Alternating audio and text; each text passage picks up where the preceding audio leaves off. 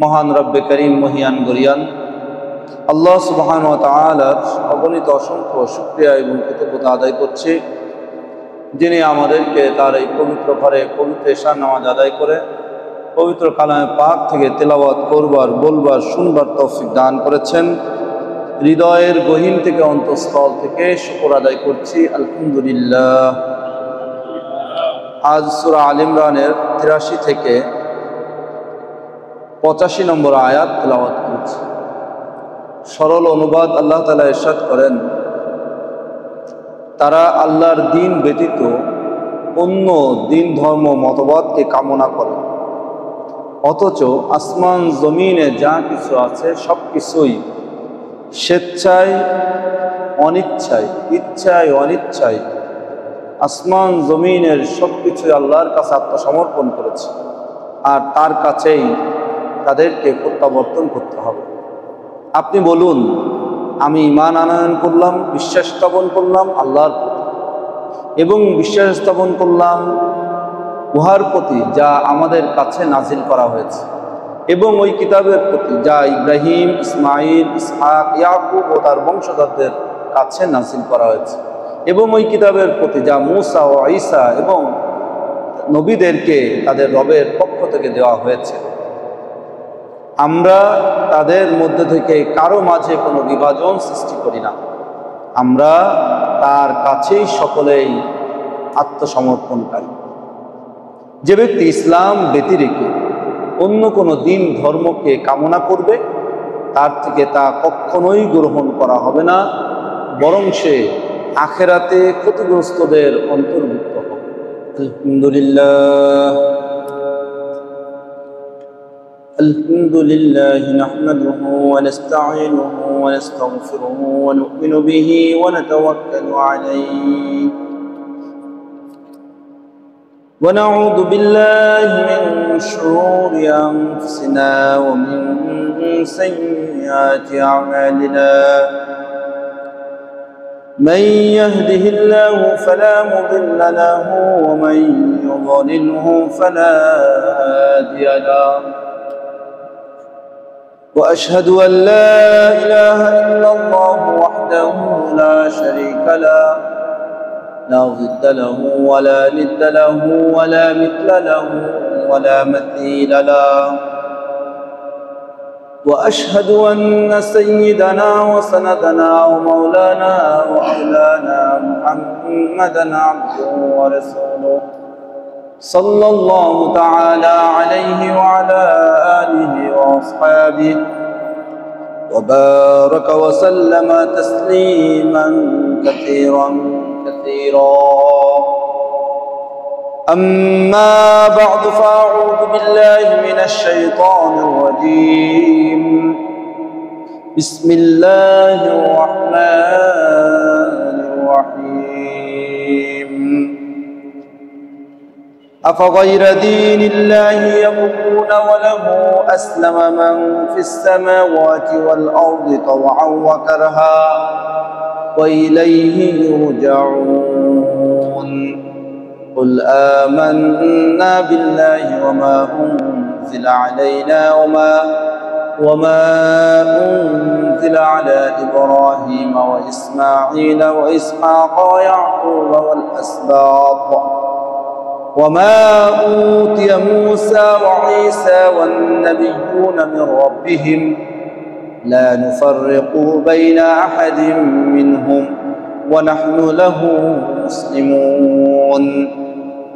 ومن يبتغ غير الإسلام دينا فلن يقبل منه وهو في الآخرة من الخاسرين.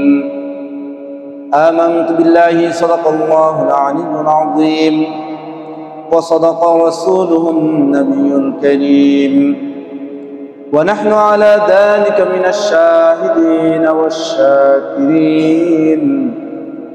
الحمد لله رب العالمين. محبة شتبر اللهم صل على محمد وعلى آل محمد كما صليت على إبراهيم وعلى إبراهيم إنك حميد مجيد اللهم بارك على محمد وعلى آل محمد كما باركت على إبراهيم وعلى آل إبراهيم إنك حميد مجيد কুরআনুল কারীমের মধ্যে এই তিনটি আয়াত এতটাই গুরুত্বপূর্ণ বর্তমান পার্সপেক্টিভ বর্তমান সময়োপযোগী পরিস্থিতির ক্ষেত্রে যে তিনটি আয়াত যদি ভালো করে ফলো আপ করা হয়, এই তিনটি আয়াতকে যদি বাস্তবেই প্রয়োগ করা হয় তাহলে দেখা যাবে যে অধিকাংশ মুসল্লিরই ঈমান নাই। নাউজুবিল্লাহ মিন যালিক। অধিকাংশ সামনের কাতারের মুসল্লির, অধিকাংশ দাড়ি টুপিওয়ালা মুসলমানেরই ঈমান নাই, আর অন্যদের কথা কি বলবো।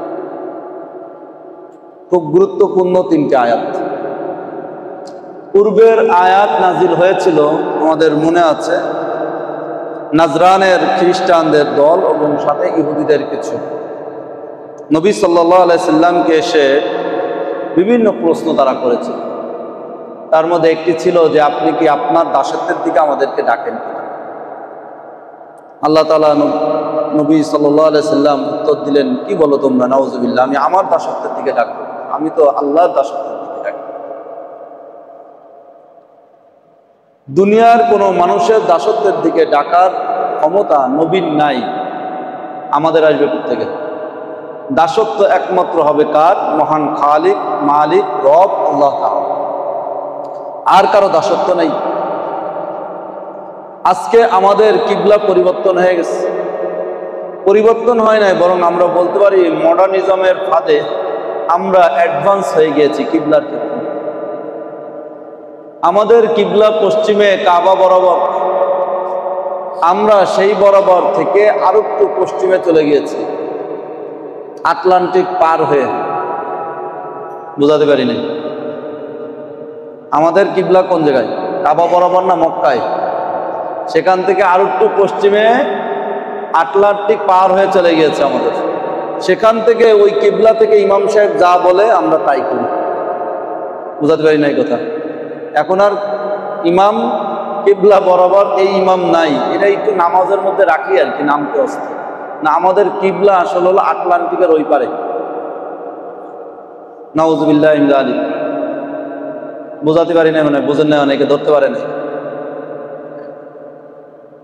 আমরা আমাদের চলাফেরা, উঠা বসায়, ধ্যান ধারণা, পড়াশোনা, বিশ্বাস, কর্ম, অর্থনীতি, সমাজনীতি, রাষ্ট্রনীতি, সব ক্ষেত্রে আমরা অনুসরণ করছি কার?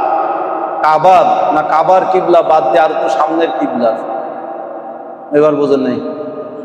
আমরা ব্রিটিশ আর আমেরিকার অনুসরণ করছি। যে কাবায় মুহাম্মদ রাসূলুল্লাহ সাল্লাল্লাহু আলাইহি সাল্লাম এসে যেই ইসলামকে প্রতিষ্ঠা করেছেন, যে তাওহীদকে প্রতিষ্ঠা করেছেন, যে সমাজনীতি, রাষ্ট্রনীতি, অর্থনীতি প্রতিষ্ঠা করেছেন, সেই কাবাকে বাদ দিয়ে, সেই কিবলা বাদ দিয়ে আটলান্টিকে ওই পারে আব্রাহাম লিঙ্কনের গণতন্ত্র আর সেকুলারিজম আর পুঁজিবাদ আর সমস্ত এগুলো আমরা প্রতিষ্ঠা করছি। তাহলে কিবলা পাল্টায় দিছি কি দেই? আমাদের ইমাম হওয়ার কথা মুহাম্মদ রাসূলুল্লাহ সাল্লাল্লাহু আলাইহি সাল্লাম, আমাদের কিবলা এখন আব্রাহাম লিঙ্কন। খুব গর্ব করে মুসলমান পরিচয় দিয়ে আমরা বলি আমরা আব্রাহাম লিঙ্কনের গণতন্ত্র প্রতিষ্ঠা করব। কত ভালো মানুষ, আমরা শান্তি চাই। কি বলেন? কি গর্ব বলে বলা হয় কিনা এগুলো? আজকে সমাজে এটা গর্ব যে আমরা ফ্যাসিবাদ দূর করেছি গণতন্ত্র প্রতিষ্ঠার জন্য। কি সুন্দর কথা। নাউজুবিল্লাহ মিন যালিক। ফ্যাসিবাদ যেরকম কুফরি কাজ, ফ্যাসিবাদ যেরকম জুলুমের কাজ, গণতন্ত্র কুফরি কাজ এবং জুলুমের কাজ। আল্লাহর দৃষ্টিতে দুইটাই সমান। ফ্যাসিবাদ বাহ্যিকভাবে দেখতে আমাদের কাছে জুলুম মনে হলে গণতন্ত্র বাহ্যিকভাবে জুলুম মনে হয় না, কিন্তু গণতন্ত্র হলো নীরব ঘাতক। এটা আর এক ধরনের জুলুম। এটা হলো আর এক ধরনের জুলুম। আল্লাহর দ্বীনের বাইরে যা কিছু আছে সবই জুলুম, সবই জুলুম। ভালো করে বুঝতে হবে। আল্লাহর দ্বীনের বাইরে, ইসলামের বাইরে যা কিছু আছে সবই জুলুম। এখন ঈশান নামাজ পড়াটা হলো ইনসাফ, ন্যায়সঙ্গত। এখন যে এসা পড়লো না, সে কি করলো? সে জুলুম করলো, সে অন্যায় করলো। তার উপর নিজের উপর নিজেকে সে এশার নামাজ না পড়ে সে নিজেকে জাহান্নামের উপযুক্ত করবে। নাউযুবিল্লাহ মিন যালিক। ঠিক কোন ব্যক্তি এশার নামাজ না পড়ে যেভাবে নিজেকে জাহান্নামের উপযুক্ত করে ইবাদতের ক্ষেত্রে, অনুরূপভাবে সে আকীদা বিশ্বাসের ক্ষেত্রে, বিলিভের ক্ষেত্রে, এক আল্লাহর বিধানের ক্ষেত্রে সে যদি আব্রাহাম লিঙ্কনের বিধানকে ফলো করে, সেটাকে বিশ্বাস করে, লালন করে, তাহলেও সে নিজেকে জাহান্নামের উপযুক্ত করবে। নাউযুবিল্লাহ মিন যালিক। এক ওয়াক্ত নামাজ না পড়ে সে জাহান্নামের জন্য উপযুক্ত করেছে সাময়িক, আর আব্রাহাম লিঙ্কনের ধর্মমতকে, তার গণতন্ত্র আর সেকুলারিজমকে আর ডেমোক্রেসিকে বিশ্বাস করে সে নিজেকে জাহান্নাম উপযুক্ত করেছে, খালিদিনা ফিন নারি আবাদা, চিরস্থায়ী জাহান্নামে। নাউযুবিল্লাহ মিন যালিক। যে সমস্ত লোকরা নামাজের প্রতি গুরুত্বশীল, মাশাআল্লাহ ভালো, অনেক ভালো সাধুবাদ জানায়, তাদের মুবারকবাদ জানায়, কিন্তু আপনি এক ওয়াক্ত নামাজকেও না পড়লে তার প্রতি যে ঘৃণার চোখে দেখেন, সেটা আপনি অন্তত ওই সাময়িক জাহান্নামের দিকে ঘৃণার চোখে না দেখে স্থায়ী যে জাহান্নামী, যে ডেমোক্রেসির বিশ্বাসী, তার প্রতি তো সামান্যতম তাকান না, বরং সেটাকে প্রতিষ্ঠা করার জন্য রক্ত, মাংস, অর্থ, পিণ্ড সব ব্যয় করছেন। আপনি নিজেকে বাঁচান, আমাদের দিক তাকানো লাগবে না, হুজুরদের দিক তাকানো, নিজেকে বাঁচান। আপনি নিজেকে বাঁচান। আপনি কোন দিক যাচ্ছেন? আপনার মত আর পথের মেরু কোন দিকে? আপনি কি গণতন্ত্র আব্রাহাম লিঙ্কনের প্রতিষ্ঠা করেন, নাকি আপনি মুহাম্মদ রাসূলুল্লাহ সাল্লাল্লাহু আলাইহি সাল্লামের দান মুবারক শহীদ করে, সারা শরীর রক্তাক্ত করে আল্লাহর দেয়া বিধান খেলাফতকে আপনি প্রতিষ্ঠা করছেন? আপনার পরিশ্রম, ধ্যান ধারণা, মেধা কোন দিকে ব্যয় হচ্ছে আপনি নিজে দেখেন। আপনি কি জান্নাতের রাস্তা ধরেছেন না জাহান্নামের রাস্তা ধরেছেন? পথ আপনার হাতে। ভাই দোস্ত, গণতান্ত্রিক সিস্টেমে যে টাকা দিবে, মেহনত করবে, মেধা দিবে, অর্থ দিবে, ফেসবুক করবে, পোস্ট করবে, লাইক দিবে, সব প্রতিটা সেকেন্ড, প্রতিটা মুহূর্ত, প্রতি স্ক্রলিং, প্রতি লাইক হলো তার জাহান্নামের ওয়াজিব। কুফরি সহযোগিতা, ডেমোক্রেসির সমর্থন আর মন্দিরের সমর্থনের মধ্যে কোনো ডিফারেন্স ইসলামে নাই। আমরা মন্দিরে যাওয়া খারাপ মনে করি, পুজোয় যাওয়া খারাপ মনে করি, আব্রাহাম লিঙ্কনের পুজোকে খারাপ মনে করি না, অথচ দুটোর মধ্যে কোনো তফাৎ ইসলামের দৃষ্টিতে নাই। বোঝেন নাই? দোস্ত মুহতারাম হাজিরিন, ভালো করে ইমানকে ঠিক করুন। আজকে আপনি ইমানকে ঠিক না করলে কালকে কবরে যখন মৃত্যুর সময় জিবরিল, আজরাইল, মালাকুল মউত জান নিতে আসবে, সেদিন বুঝবেন হুজুরা কি বলেছিল। আজকে তো মনে হচ্ছে হুজুরা কি কয়। ডেমোক্রেসির সাথে আমাদের শত্রুতা নয়, আমাদের আসল হলো আমাদের ইমানের সাংঘর্ষিকতা। আমরা ইমানের কারণে আমরা কি গরিব নাকি, অসহায় নাকি? ইমানের ক্ষেত্রে, আমলের ক্ষেত্রে, নীতির ক্ষেত্রে, নীতিমালার ক্ষেত্রে কেন আমার মুহাম্মদ রাসূলুল্লাহ সাল্লাল্লাহু আলাইহি সাল্লামের রেখে যাওয়া মহান আল্লাহ তাআলার দেওয়া কোরআন বাদ দিয়ে ওই আটলান্টিকের ওই পারে আব্রাহাম লিঙ্কনের এই পচা, বস্তা পচা গন্ধ গণতন্ত্র আমাদের কিনতে? 2 নম্বর, আপনি তো এটাই প্রমাণ করছেন গণতন্ত্রকে গ্রহণ করে যে আপনি মুহাম্মদ রাসূলুল্লাহর খেলাফতের থেকে গণতন্ত্রকে বেশি দামি, উপকারী, সময়োপযোগী আপনি মনে করছেন, আর খেলাফতকে আপনি পেছনের, ব্যাকডেটেড, অমূলক, অপ্রয়োজনীয় আপনি মনে করছেন।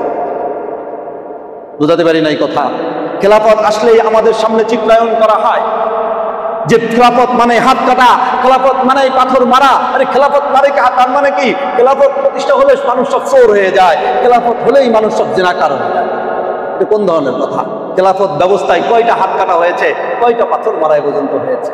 অথচ প্রতিদিনকার গণতন্ত্রের মধ্যে কি পরিমাণ চুরি ডাকাতি আর চিন্তায় রাহাজানি হচ্ছে, কিভাবে মানুষের যান হরণ করা হচ্ছে, গণতন্ত্র প্রতিষ্ঠান নামে কি পরিমাণ মারামারি হচ্ছে, সে রিপোর্ট পেশ করতে গেলে আধা ঘন্টা চলে যাবে। গুগলে সব আছে, আমাদের দেয়া লাগবে না। গুগলে সার্চ দেন গণতান্ত্রিক রাষ্ট্রে কি পরিমাণ মারামারি চলছে। আজকে গণতন্ত্রের ধ্বজাধারী আমেরিকায় দেখেন না কি আগুন জ্বলছে, লস অ্যাঞ্জেলেসে না জ্বলছে না? হোয়াইট হাউসেও কিছুদিন আগে, কয়েক বছর আগেও কি চলেছে? গণতন্ত্র যারা প্রতিষ্ঠান নামে বলে শান্তি প্রতিষ্ঠা করছে, তারাই তো গণতন্ত্র অশান্তি প্রতিষ্ঠা করে। গণতান্ত্রিক মানে কোন জায়গায় শান্তি আছে? গণতন্ত্র মানেই তো সব জায়গায় অশান্তি, ভোটাভুটি, মারামারি, মুসলমানে। গণতান্ত্রিক দৃষ্টিতে জনগণ সমস্ত ক্ষমতার উৎস। কেউ যদি কথা বিশ্বাস করে, লালন করে, তার ঈমান থাকবে না। সকল ক্ষমতার উৎসকে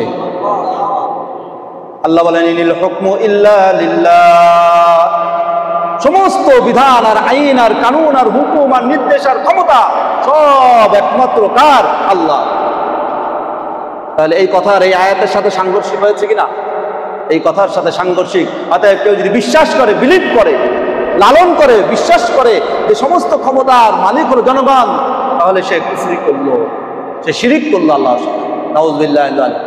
2 নম্বর, অনেক নামাজি পরেজগার হয়তো এটা মনে করে না যে না, ক্ষমতার মালিক জনগণ না, ক্ষমতা আল্লাহ বসায়। অনেক ফ্যাসিস্টরা, অনেক গণতন্ত্রীরাও দাবি করে আল্লাহ তো আমার ক্ষমতা দিছে। কি বলেন? বলে কিনা? খুব শুকরও আদায় করে, আল্লাহ আমার ভালো না চাইলে কি আর আমার ক্ষমতা দিছে। কি বোঝেন এই কথা? তাহলে গণতান্ত্রিক সিস্টেমে তো সে আল্লাহর দেওয়া ক্ষমতা পেয়েছে, এটাই দ্বারা সে শুকর আদায় করে। নাউযুবিল্লাহ। জনগণ ক্ষমতার উৎস, এ কথার আরেকটি অর্থ হলো যে জনগণের কথাই আইন প্রণয়ন হবে, জনগণের কথায় আইন প্রণয়ন হবে না। জনগণের কথায় আইন প্রণয়ন হবে, অর্থাৎ জনগণ যদি একটা জিনিসকে বৈধ মনে করে তাহলে বৈধ, জনগণ যদি একটা জিনিসকে অবৈধ মনে করে তাহলে কি? অবৈধ।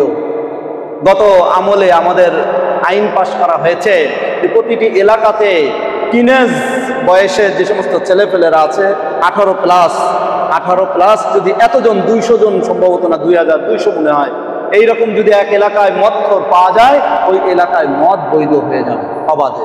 নাউযুবিল্লাহ। গত সরকারের আমলে আইন পাশ করেছে। চিন্তা করেন তো, আগে তো শুনছি গণতন্ত্র হলো মেজরিটি পার্সন। মেজরিটি কি বলে? এটাও তো একটা ভুয়া।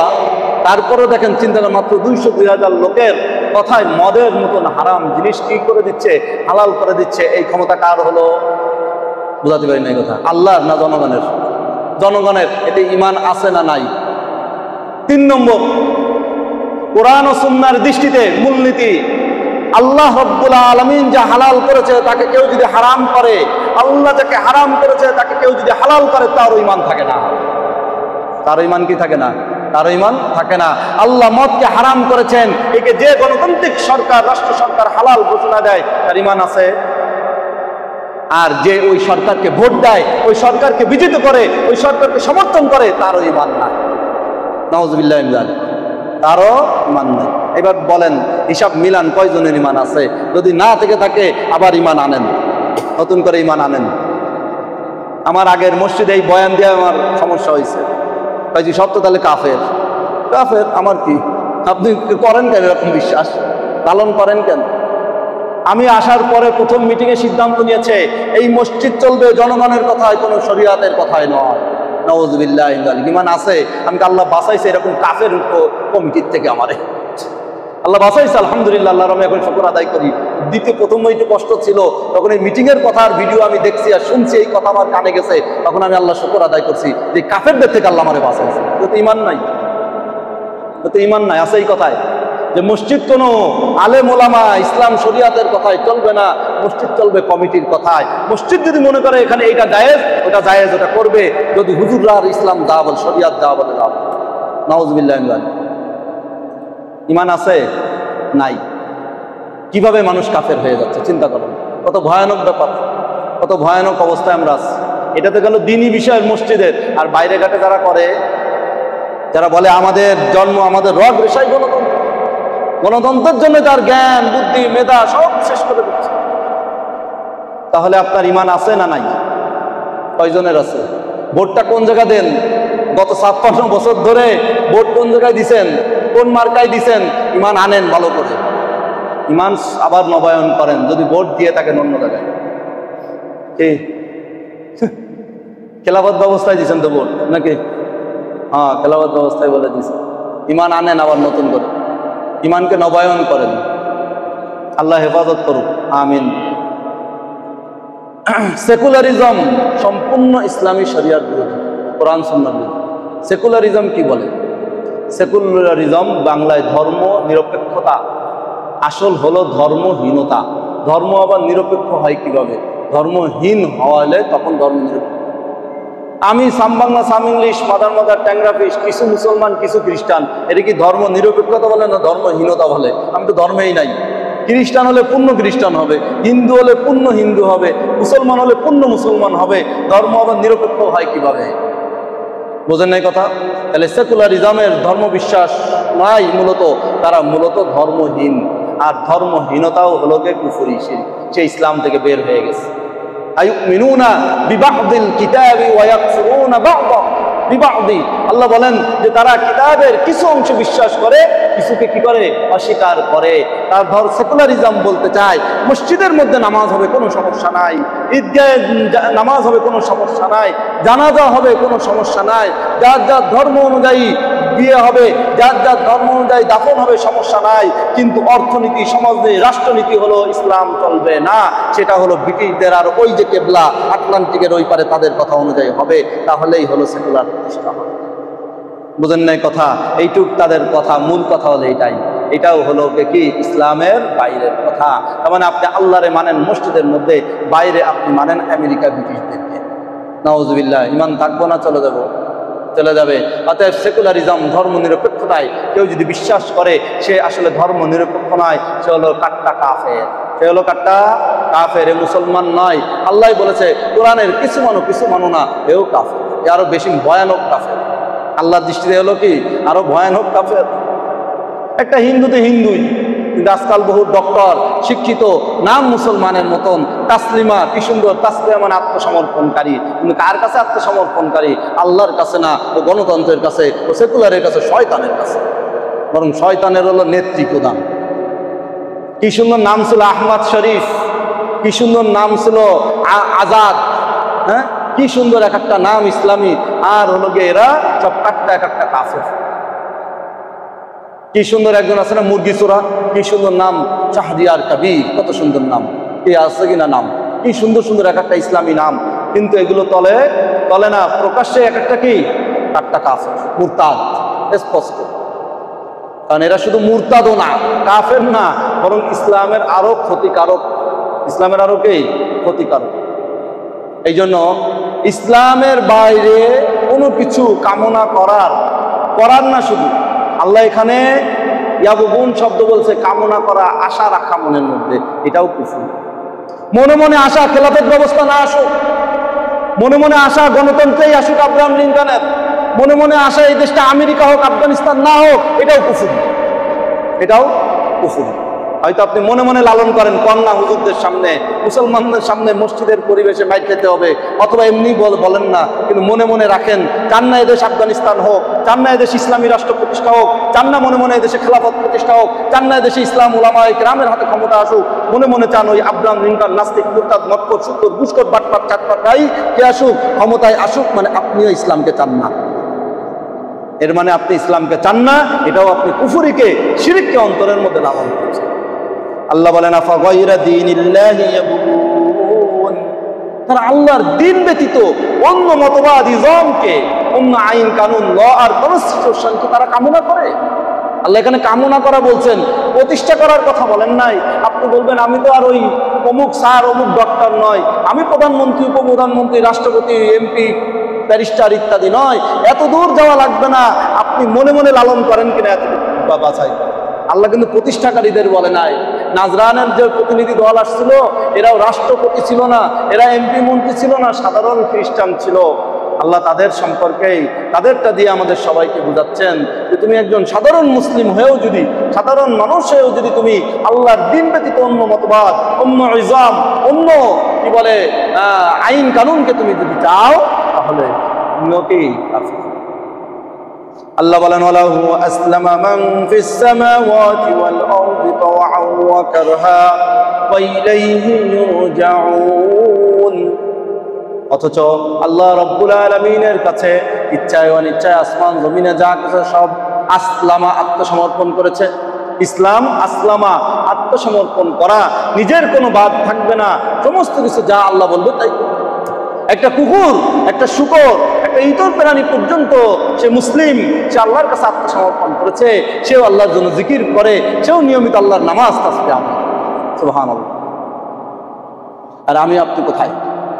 সূর্য, সহিহ বুখারী মুসলিমে হাদিস এসেছে স্পষ্ট, সূর্য প্রতিদিন উদিত হওয়ার সময় আল্লাহকে একটি সিজদা করে অনুমতি চায়, প্রতিদিন অস্ত যাওয়ার আগে আল্লাহর কাছে সিজদা করে অনুমতি চায়। সুবহানাল্লাহ। তাহলে কি তাদেরও ইসলাম আছে না নাই? তারা কি আল্লাহ ব্যতীত আর একজনকে মানে? তারা কি সূর্যকে বলে নাকি আমার ক্ষমতাশীল হলো ইলন মাস্ক, আমি ইলন মাস্কের টেকনোলজিতে উঠি আর নামি, কি বলেন? বা চাইনার কথায় আমি উঠি বসি? না, সে কার আনুগত্য করে? আল্লাহ। আমরা বিভিন্ন নাফরমানি করি, কোনো মাখলুক আল্লাহর নাফরমানি করে না। কুকুরদের মধ্যে কোনো জাতি নাই যে এটা কাফের জাতি, বুঝলেন কথা? কুকুরের মধ্যে কোনো জাতি নাই যে কি কাফের জাতি, গরুর মধ্যে কোনো জাতি নাই যে কি কাফের, মুমিন, মুনাফিক। আছে? বুঝেন নাই কথা? আছে? আল্লাহর কোনো মাখলুকের মধ্যে, গাছের মধ্যে আছে যে এই গাছগুলো হলো হিন্দু গাছ। ছোটবেলায় পিঁপড়া সম্পর্কে কে যেন ভুল শিখাইছিল যে লাল পিঁপড়া হলো হিন্দু, কালো পিঁপড়া মুসলমান। যুক্তি কি? কালোগুলো কামড়ায় না, লালগুলো কামড়ায়, তাহলে এটা আমাদের শত্রু হিন্দু পিঁপড়া। আমি নিজে ছোটবেলায় জানতাম, ভুল জানতাম। পরে যখন বড় হয়েছি, মাদ্রাসায় পড়ছি, দেখি যে রে পুরো বুয়া কথা, এই পিঁপড়া আবার কিভাবে হিন্দু আর মুসলমান হয়? কি আছে কিনা সমাজে জানি না, আমাদের সমাজে ছিল এ ধরনের কথা। কে আছে কিনা? পিঁপড়া কোনো হিন্দু মুসলিম নাই। কালো পিঁপড়াও যেভাবে মুসলিম বরং তাওহীদের উপর মজবুত, সেরকম লাল পিঁপড়াও মজবুত, সেও আল্লাহর ইবাদত। বরং কোরআনে কারিমে আল্লাহ দুইটি ছোট্ট মাখলুকের কথা বলেছে, এদেরকে মারাও জায়েজ নাই। কি মাখলুক? একটা হলো পিঁপড়া, আর একটা হলো কি মৌমাছি। কোরআনে আল্লাহ এদের সম্পর্কে কি সূরাও নাজিল করেছেন, আয়াত নাজিল করেছেন, আলোচনা করেছেন। পিঁপড়া এবং কি মৌমাছি। সেই পিঁপড়া যারে আল্লাহরও প্রশংসা করেছে কোরআনে, সেই পিঁপড়ারে দুই ভাগ বানাচ্ছে, হিন্দু আর মুসলমান, হিন্দু পিঁপড়া আর মুসলমান। চিন্তা করেন কত বড় বাটপার শয়তান শিখায় আমাদের উল্টাপাল্টা। কোন মাখলুকের মধ্যে মুসলমান হিন্দু নাই, সমস্ত মাখলুক মুসলিম। আল্লাহ বলেন ওয়ালাহু আসলামা মান ফিস সামাওয়াতি ওয়াল আরদি তাওআন ওয়া কারহা। প্রত্যেকটা মাখলুক আসমান আর জমিনের মধ্যে, শুধু জমিনেও না, আসমান আর জমিনের মধ্যে যত মাখলুক আছে, যত গ্রহ নক্ষত্র আমরা দেখি, গাছপালা, তরু লতা, পাখি, মাছ ইত্যাদি যা দেখি আর চোখে দেখি আর না দেখি, সব আল্লাহর সামনে মুসলিম। সুবহানাল্লাহ। এমন না যে সব হলো কাফের, মাঝখানে আমরা কয়জন মানুষ হলো কি মুসলিম। তোমরা যদি তোমাদের গণতান্ত্রিক নীতিতে মেজরিটি পার্সেন্টও দেখো, তাহলে দেখবা মেজরিটি পার্সেন্ট কি, মেজরিটি কি মানুষের মধ্যেই ডিভাইডেড আছে, মানুষ আর জিন, বাকি সবই তো মুমিন, সবই মুওয়াহিদ, সবই একাত্মবাদী বিশ্বাসী, আল্লাহর সামনে সবাই মুসলিম। সুবহানাল্লাহ। এরা সামান্য একটু নাফরমানি করে না, এরা বেপরদা হয় না, এরা সুরসামানি করে না, এরা টাকা পাচার করে না, এরা দুই নম্বরই দুর্নীতি করে না। মাখলুকের মধ্যে এই জিনিসটা নেই, কোনো মাখলুকের মধ্যে। বরং আশরাফ আলী থানভী রহমতুল্লাহ সব বুজুর্গরা লিখেছেন যে এই কুকুর প্রতিদিন সকালে মাথা নিচু করে রাখে আর আল্লাহর কাছে দোয়া করে যে আল্লাহ, আমি যাতে কোনো বেনামাজির চেহারা না দেখি। কুকুর নিজেও তো ফজরের নামাজটা পড়ে, কিন্তু সে চায় কে ও যাতে বেনামাজির চেহারাটা না দেখে। চিন্তা করছে? একটা কুকুর ইতর প্রাণী, যারা মানুষ দেখলে লাথি মারতে যায়, সেই কুকুর বেনামাজির চেহারা দেখতে চায় না। আর আল্লাহ তার চেহারা, তার কি বলে, তাকে এই অনুমতি শক্তি দান করেছে, সে চোখের মধ্যে, তার কি বলে ঘ্রাণের মধ্যে, নাকের মধ্যে সেটা বুঝতে পারে কে নামাজ পড়ছে কে পড়ে। কুকুর দূর থেকে শয়তান দেখতে পায়। এই যে আজানের সময় দেখবেন কুকুর ঘেউ ঘেউ করে আর দৌড়ায়। কি আবার আজানের সময় আমরা সবাই জিকির করি, বলবেন এই এই কুকুরগুলো হলো কাফের কুকুর নাকি হিন্দু কুকুর, এই ঘেউ ঘেউ করে কেন আজানের সময়? কুকুর এই ঘেউ ঘেউ করে হলো, হাদিসে আছে বুখারী মুসলিমে, যে যখন আজান হয় তখন শয়তান দৌড়ায়, তাও পাততে পারতে, তাও কি করতে করতে পাততে পারতে আজানের আওয়াজ শুনে ওই দেখে কুকুর দৌড়ায়, শয়তানরা দেখতে পায় দৌড়ানো, শয়তানের দৌড়ানো দেখে বোঝে এই শয়তান এই দুষ্টামি করতে আছে, তারা ঘেউ ঘেউ করতে থাকে আর দৌড়াতে থাকে। দেখবেন ঠিক মুয়াজ্জিনের আজানের উল্টার দিকে দৌড়ায়, মসজিদের দিকে না, কারণ আজানের দিকে তো শয়তান আসে না, শয়তান যায় অন্যদিকে। অথবা উপর দিকে ওঠে, দেখবেন অনেক উপর দিকে তাকায় ঘেউ ঘেউ করে, শয়তান দেখতে আল্লাহর সেই চেয়ে দিচ্ছে। রাত্রিবেলা দেখবেন অনেক কুকুর ডাকতেছে, তখন আউযু বিল্লাহি মিনাশ শাইতানির রাজিম পড়তে হয়। হাদিসের মধ্যে স্পষ্ট আসছে যে শয়তান, জিনের মধ্যে যারা হিংস্র, আরো যত আল্লাহর হিংস্র প্রাণী আছে, এরা রাত্রিবেলায় বের হয়, বেরে ওরা ওদের রিজিক খোঁজে, হাড় গোড় ইত্যাদি বিভিন্ন খাদ্য খাবার ওরা কি করে খুঁজে খায়, আর ওগুলো কুকুর দেখতে পায়, দেখে এইগুলো চিল্লায়। মানুষ আমরা তো ইট মারি, পাথর মারি, লাথি মারি, এই ঘেউ ঘেউ করিস, ঘুম ডিস্টার্ব করছি, আসলে তো কি ওই শয়তান দেখতে পাচ্ছে। এই জন্য তখন আউযু বিল্লাহি মিনাশ শাইতানির রাজিম করতে হয়। তাহলে এই যে একটা ইতর প্রাণী, সে কিন্তু আল্লাহ তাআলাকে বিশ্বাস করে, সে আল্লাহর জন্য মুসলিম, আল্লাহর সাথে আত্মসমর্পণ। কোরআনের মধ্যে আল্লাহ স্পষ্ট বলেছেন, পৃথিবীতে যত মাখলুক আছে প্রত্যেকেই তার তাসবিহ এবং নামাজকে জানে, প্রত্যেকেই তার তাসবিহ পাঠ এবং তার নামাজকে জানে, এবং সে সেটাকে আদায় করে। হ্যাঁ, এক একজনের নামাজ এক এক রকম, কিন্তু সবাই তাসবিহ পাঠ করে, আল্লাহর নামাজ পড়ে। কোরআন শরীফের মধ্যে 1 ডজনের উপর সূরা আছে, শুরু হয়েছে এই দিয়ে, ইউসাব্বিহু লিল্লাহি মা ফিস সামাওয়াতি ওয়া মা ফিল আরদ। আসমান জমিনের সমস্ত মাখলুক আল্লাহর তাসবিহ পাঠ করে, সুবহানাল্লাহ সুবহানাল্লাহ বিহামদি সুবহানাল্লাহিল আযীম, এরকম আল্লাহর কি করতে থাকে? তারা তাসবিহ পাঠ করতে থাকে। চিন্তা করেন, আল্লাহু আকবার, আলহামদুলিল্লাহ, লা ইলাহা ইল্লাল্লাহ, এই সমস্ত তাসবিহ, এই সমস্ত কুকুর বিড়াল ইঁদুর এরা সবাই পাঠ করে। তাও কি আমাদের মতন 5 ওয়াক্ত একটু একটু এরকম না, সব সময় তারা পাঠ করে, সুবহানাল্লাহ। তাহলে এই সমস্ত মাখলুক আল্লাহর সামনে আত্মসমর্পণ করেছে। ও মানুষ, তুমি আশরাফুল মাখলুকাত, সৃষ্টির সেরা, কুকুর ইন্দুর বান্দর তেন্দুর যদি সবসময় তাসবিহর অর্থ থাকতে পারে, মানুষ তোমার যে জবান দিলাম, তোমার এত সুন্দর চেহারা দিলাম, এত সুন্দর শরীর দিলাম, এত সুন্দর মেধা বুদ্ধি দিলাম, এত ক্ষমতা দিলাম, তুমি একটু আল্লাহ তাসবিহ পাঠ করতে পারো না? কুকুরের তাসবিহতে এত সুন্দর, সুবহানাল্লাহ, আমরা যেভাবে বলি এভাবে হয় না। বিড়ালের তো এরকম স্বর নাই, এরকম ইন্দুরের আওয়াজ নাই, এরকম ইন্দুর বান্দর তেন্দরের নাই। মানুষ তোমাকে কত সুন্দর সুর আল্লাহ দিল, কত সুন্দর জবান দিল, তুমি তো একটু সুবহানাল্লাহ বলবে, আলহামদুলিল্লাহ বলবে, এতটুকু তোমার সময় হয় না? এতটুকু তোমার বিবেকে বাঁধে না? এতটুকু তোমার কি মাথায় আসে না? কিন্তু তুমি হলো ওই ইরান কোরআনের গান গেয়ে বেড়াও, তাদের আলোচনা করে বেড়াও। কি জবাব দিব আল্লাহর সামনে? ওয়া ইলাইহি ইউরজাউন, আল্লাহ বলেন তার কাছেই তো সবাইকেই ফিরে যেতে হবে। সেদিন কি মুখ দেখাবো? قل آمنا بالله وما أنزل علينا وما أنزل على إبراهيم وإسماعيل وإسحاق ويعقوب والأسباط وما أوتي موسى وعيسى والنبيون من ربهم। আল্লাহ বলছেন, হে নবী আপনি বলুন, আমি ঈমান আনয়ন করেছি আল্লাহর প্রতি এবং যে কিতাব আমার উপর নাজিল করা আছে কোরআনের, এটা আপনি জানিয়ে দেন। ঈমান কিভাবে আনতে হয়, কোন জিনিসের প্রতি? আল্লাহর প্রতি ঈমান এনেছি, কিতাব কোরআনের প্রতি এনেছি, এবং ইব্রাহিম, ইসমাইল, ইসহাক, ইয়াকুব এবং তার বংশধরদের মধ্যে যারা নবী ছিলেন তাদের উপর যে সমস্ত কিতাব নাজিল করা হয়েছে সেগুলোর উপর আমরা ঈমান এনেছি। কি ঈমান এনেছি? যে এনরা সত্য নবী ছিলেন, আল্লাহ ওনাদেরকে যে কিতাব দিয়েছিলেন এটা আল্লাহর পক্ষ থেকে সত্য কিতাব দিয়েছিলেন, ওনরা এগুলোকে যথাযথভাবে হক আদায় করে প্রচার করেছেন। ওমা উতিয়া মূসা ওয়া ঈসা ওয়ান নাবিয়্যুনা মির রাব্বিহিম, এবং মূসা, ঈসা আরো অন্যান্য লক্ষ লক্ষ নবীরা যা আল্লাহ তাআলার পক্ষ থেকে প্রাপ্ত হয়ে কিতাবের দাওয়াত দিয়েছেন, ওনারা সত্য নবী ছিলেন, ওনাদের কিতাব সত্য ছিল, ওনারা সঠিকভাবে প্রচার করেছেন। এই ঈমানও রাখতে হবে। কোনো নবীদের ব্যাপারে কোনো সন্দেহ করার কোনো সুযোগ নাই যে মূসা আলাইহিস সালাম মনে হয় নিজের মেধায় চ্যাটজিপিটি দেখে তাওরাত লিখছে। কথা বোঝেন এই কথা? নাউযুবিল্লাহি মিন যালিক, এরকম মনে করার কোনো সুযোগ নাই। কোরআনের একটা অক্ষর, একটা জবরজের পেজ যেরকম রাসূলুল্লাহ সাল্লাল্লাহু আলাইহি ওয়াসাল্লামের বানানো নাই, তাওরাত ইনজিলের একটা অক্ষর, একটা জবরজের পেজ মূসা, ঈসা অন্য নবী আলাইহিস সালাতু ওয়াস সালামদের বানানো নয়। এ বিশ্বাস রাখতে হবে। লা নুফাররিকু বাইনা আহাদিন মিনহুম, আমরা তাদের মাঝে কারো মাঝে কোনো বিভাজন করি না। আমরা এটা বলি না শুধু মুহাম্মদ সাল্লাল্লাহু আলাইহি ওয়াসাল্লাম হক আর মূসা আলাইহিস সালাম না হক, নাউযুবিল্লাহ, এটা আমরা বলি না, এটা বলার সুযোগ নাই। যেভাবে মুহাম্মদ আলাইহিস সালাম হকের উপর, সেরকম মূসা আলাইহিস সালাম হকের উপর, সেরকম ঈসা আলাইহিস সালাম হকের উপর, সেরকম ইব্রাহিম আলাইহিস সালাম হকের উপর ছিলেন। হ্যাঁ, কোরআন নাজিল হওয়ার পরে তাওরাত, ইনজিল এগুলো বাতিল হয়ে গেছে, আর এগুলো তো সত্য ধর্ম হিসাবে নাইও এখন আর, এগুলো পরবর্তীরা বিকৃতিও করে ফেলেছে।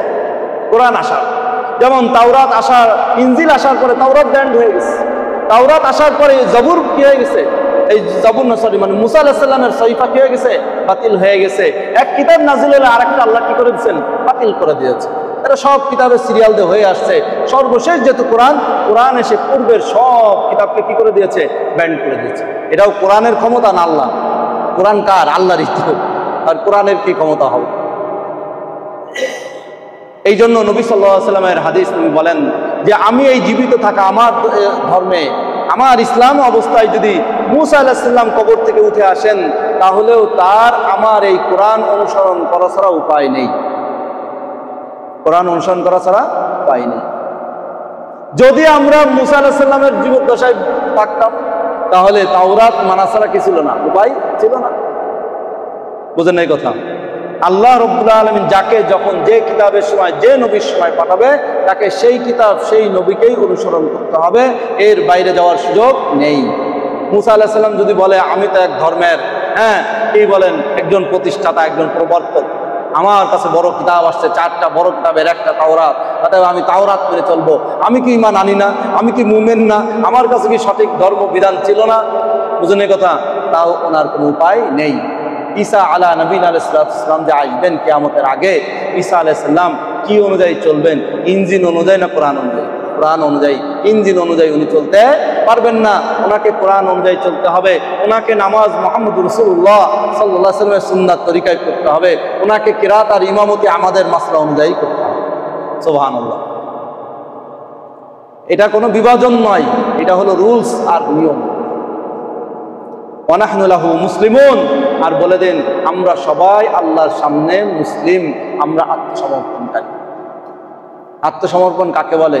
পুলিশ যখন অ্যারেস্ট করে তখন আর মাস্তানি থাকে, ক্ষমতা থাকে, কর্তৃত্ব থাকে, হুহা থাকে, বাসায় যাওয়ার অধিকার থাকে, কেনা বেচার অধিকার থাকে, সমস্ত কিছু অফ হয়ে যায়। সমস্ত কিছু কি যেখানে রাখে, যেখানে শোয়, যা খেতে দেয়, যেভাবে চলতে বলে সব তাই। স্যালেন্ডার। গুলি করলে করো, মারলে মারো, যা ইচ্ছা এর বলে স্যালেন্ডার, আত্মসমর্পণ। আমরা সবাই আল্লাহর সামনে আত্মসমর্পণ করেছি, আল্লাহর গোলামিত্ব, দাসত্ব মেনে নিয়েছি। তিনি যা বলবেন, যেখানে থাকতে দিবেন, যেভাবে বলবেন, যেভাবে খেতে দিবেন, সব আমি মেনে নেব। এটাই হলো গে মুসলিম। ومن يبتغي غير الإسلام دينا فلن يقبل منه وهو في الآخرة من الخاسرين। আল্লাহ আরো স্পষ্ট ভাষায় সূরা আল ইমরানের 85 নম্বর আয়াত, ভালো করে খেয়াল।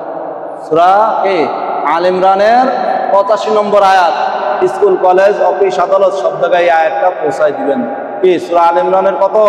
85 নম্বর আয়াত।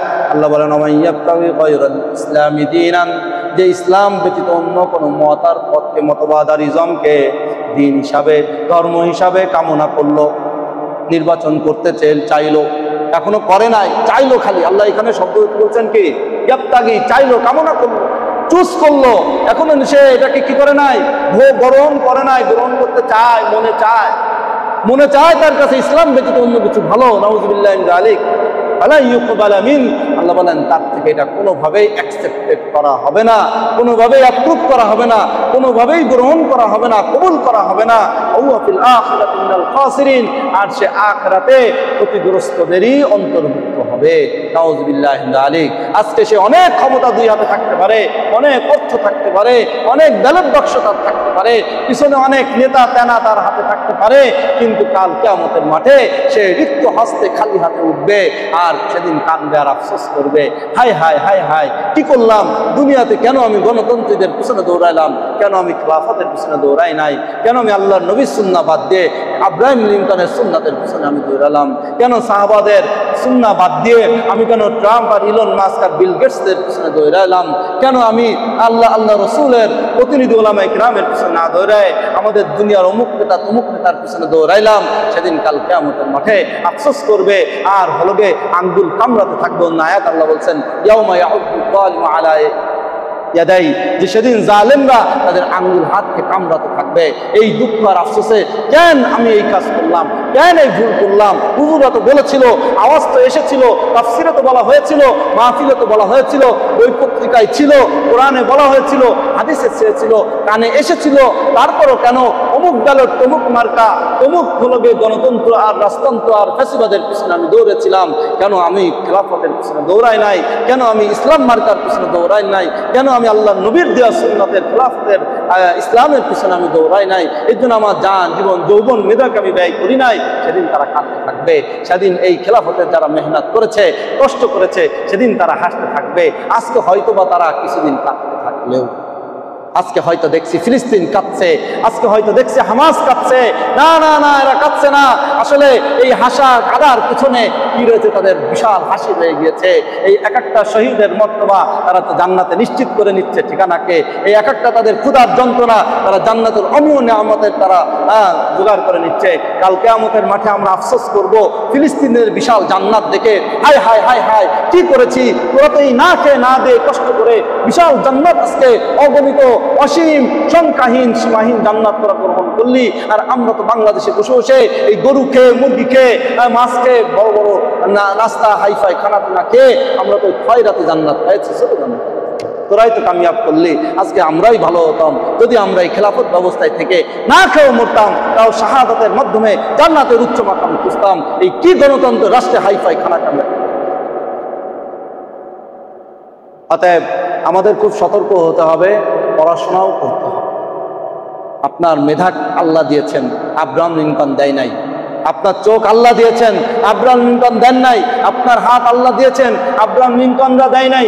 আপনার পা আল্লাহ দিয়েছেন, এই সমস্ত ইলন মাস্করা দেয় নাই। অর্থাৎ আল্লাহ দেয়া চোখকে, আল্লাহর দেয়া হাতকে, আল্লাহর দেয়া পাকে, আল্লাহর দেয়া মেধাকে ব্যয় করেন আল্লাহর জিনিস পড়ার জন্য, বুঝার জন্য, সেটাকে প্রতিষ্ঠা করার জন্য।